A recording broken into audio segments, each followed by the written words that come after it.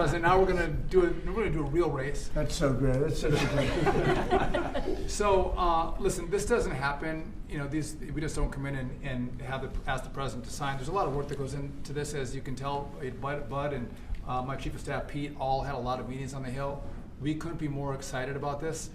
Again, I'm going to repeat: this is free for the American people to come to your nation's capital and see a great road race. Freedom, America, speed, and road racing. It doesn't get more American than that, Mr. President. So thank you for signing this, and thanks for all of your support. You are fantastic, and what a job you've done. They put it together very quickly. They've been coming here for years, and everybody wanted it. You know, every senator wants it, every Congress, everybody wants it, but they don't get things done. Only Mr. President. Trump gets things done. We didn't have 89 meetings. We had maybe a half a meeting. I think this is probably about a half a meeting. I'd like to thank Pete Meacham for the great job you've done representing us, and Luke Bunting. These are two young people that work with us, and they've really been fantastic. I'd like to ask Doug Burgum to say a few words. He's very much involved through his position of interior, because a lot of the space is interior. He sort of has, I think he's the largest landlord anywhere in the world by far. So Doug, could you say a few words, please? Yeah, absolutely. Thank you, Mr. President. This birthday that's coming up, the 250th anniversary of America, Freedom 250, is the most monumental birthday maybe of any country ever in the history of the world.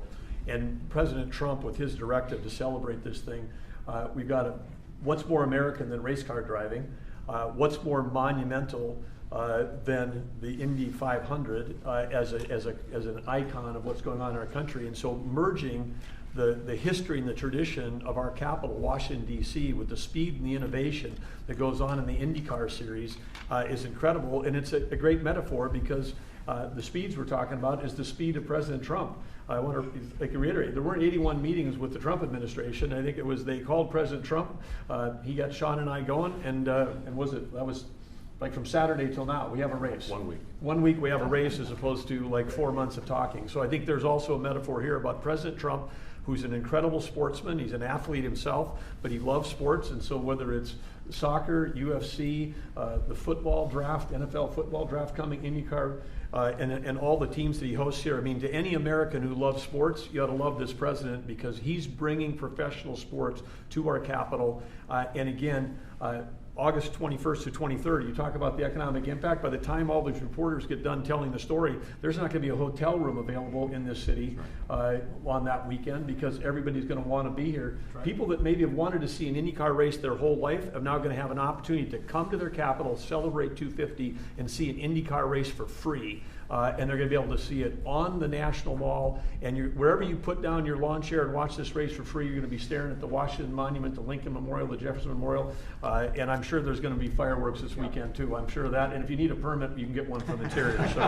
So anyway, it's absolutely incredible. And congratulations to Sean, the Penske organization, Fox Sports, everybody for putting together. This is going to be a great celebration for America. Thank you very much. And you're doing a fantastic job. Could I just ask Bud Danker, he's the president of Penske Corporation, to say a few words, please? Well, thank you, Mr. President. You know, Eric Shanks and I from Fox had this dream, and just last July, and could it ever be possible to bring a race to our nation's capital to celebrate our country's history? And everybody said there's no way. It's impossible. How do you put a race on at 190 miles an hour in a city like Washington, D.C.? I came here, I walked this area for a while, I found a racetrack on the Capitol grounds, up against a lot of meetings, and couldn't get the kind of support we need. So within a week, Secretary Duffy and we put this together with the president, didn't we? And now we have a race here on our city property, on the national properties, that is going to celebrate America. The word free shouldn't be overridden, because we are going to have a free event here. People come out and celebrate our country's history.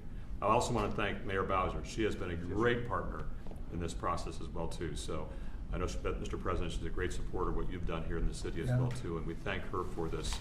But we're going to have an amazing event. We're going to make everybody in this country proud. We want everybody to come out for free and enjoy this and celebrate our country the way it should be here in the nation's capital. Thank you, Mr. President. And I said, pick the best site. It's very important. Pick the best site. Don't go for second or third, because there's a lot of different routes. I said, pick, even if it's more difficult to get approved. Pick the absolute best site. And they were actually looking at another site, and when I said that, they said, well, the best site is this site, the site we're doing. I said, let's take a look at it, and we think it's the best site too. It's actually better than the original site they were looking at, but if we're going to do it, we want to do it right. So this is going to be something in terms of the road width, the crowds, and everything else that we can all. The best site, one of the best sites I've ever seen, actually, and it'll be beautiful. So I'm going to sign this, and if you have any questions on this subject, that'd be great. We just named a new Fed chairman today. You know that? He's a central casting. He's like Roger Penske, central casting. You know him, Roger? Very good guy.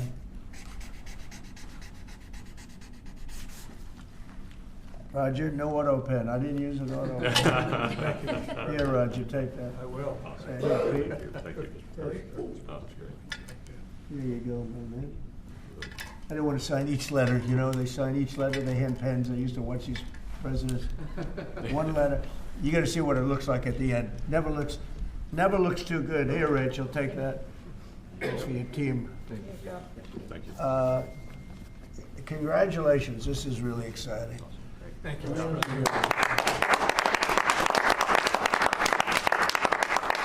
have any questions about On your Fed chair nominee, since you just brought it up, did Kevin Warsh commit to you that he will push to cut interest rates if he is confirmed? No, but we talk about it, and I've been following him, and I don't want to ask him that question. I think it's inappropriate, probably. It probably would be allowed, but I want to keep it nice and pure. But he certainly wants to cut rates. I've been watching him for a long time. Senator Thomas, did you have any concerns about his hawkish history of pushing for rate hikes? He's going to want to do the same thing. I think that, yeah, I've had times when I think you've had to really have rate hikes too. But he's very smart, very good, strong, young, pretty young, and I think he's going to do a guy. I mean, he was the central casting guy that people wanted.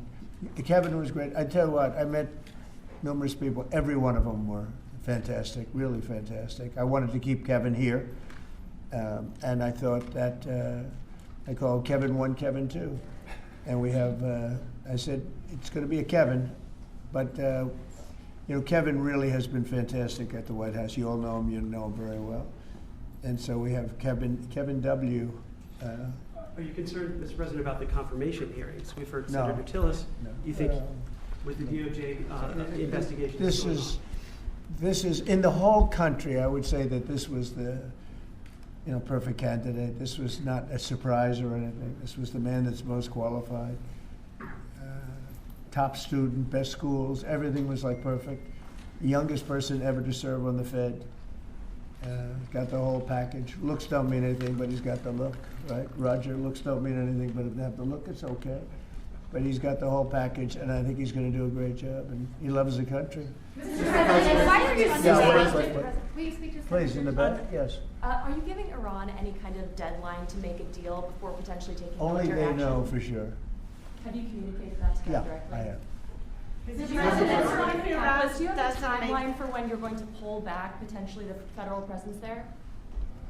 No, we'll see how it all works out. They have to float someplace. They might as well float near Iran, but it's a rough situation going on. So I stopped 837 people, as you know, last week from being hung. They were going to hang 830. It was all set, and I mean, I'm looking at the people behind me. They say, "What kind of racing's a lot nicer than that?" Right? They were going to hang 837 people, and I told them, if you do it, you're going to pay a price like nobody's ever paid before. And they pulled back. I appreciated that. But a lot of people are being killed, so we'll see what happens. I can say this: they do want to make a deal. Mr. President, about Virginia, actually, Virginia flipped the governorship, and now they're looking at 50 proposals to increase taxes. What do you think about that? Well, I think it's terrible. I think a lot of people will leave Virginia. I saw that. Look, Glenn was a friend of mine, Glenn Youngkin, and worked so hard on cutting taxes.